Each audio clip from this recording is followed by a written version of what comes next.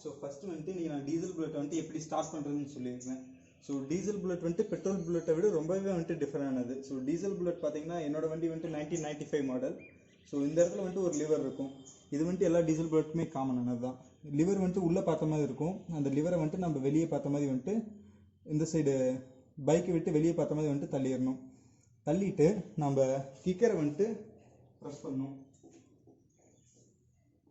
So kicker பார்த்தீங்கன்னா அந்த liver பார்த்தீங்கன்னா நான் இப்போ கிக்கர் அடிக்கிறப்ப உழுவும். ஸோ கொஞ்சம் கொஞ்சமாக வந்துட்டு ஃபஸ்ட்டு வந்துட்டு கிக்கரை கொஞ்சம் கொஞ்சமாக வந்துட்டு கீழே தள்ளணும். இப்போ பார்த்தீங்கன்னா அந்த சவுண்ட் கேட்டுச்சா? ஸோ அந்த சவுண்ட் கேட்டதுக்கப்புறம் நம்ம கிக்கரை வந்துட்டு அதுக்கு மேலே கீழே கொண்டு போகக்கூடாது.